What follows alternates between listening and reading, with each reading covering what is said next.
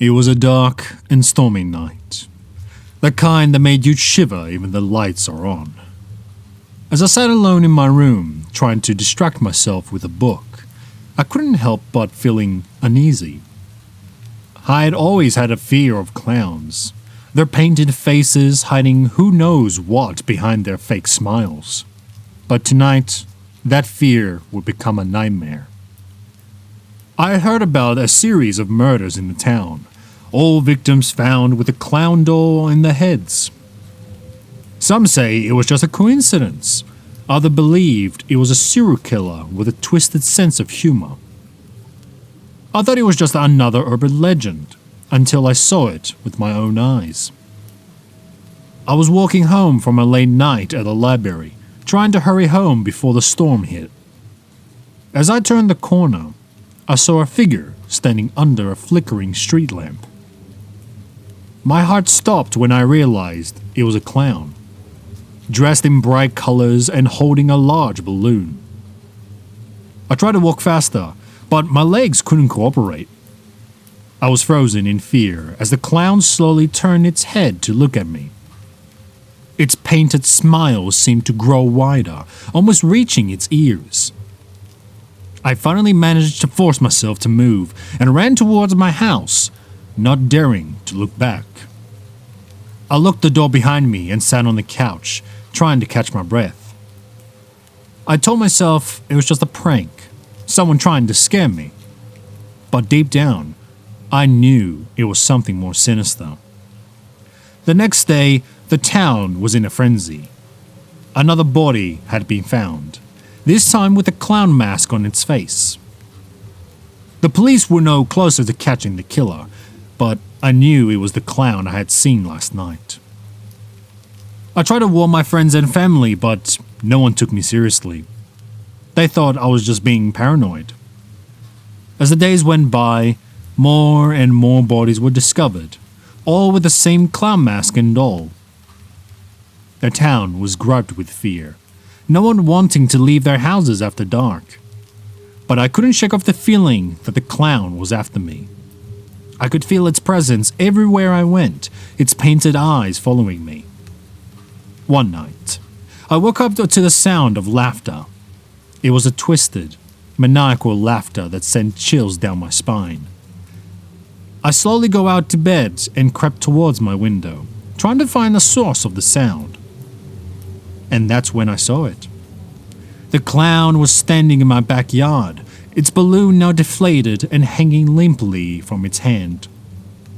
It was staring right at me, its painted eyes glowing in the moonlight. I quickly closed my curtains and locked all the doors.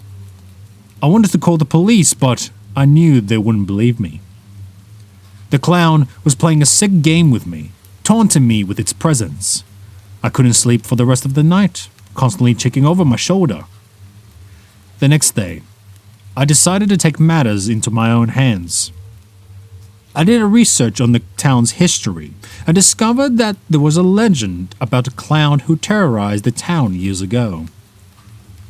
He was a circus performer who was fired for his sadistic acts towards animals. The townspeople drove him out and he disappeared, never to see him again. But some say he still haunts the town, seeking revenge on those who wronged him.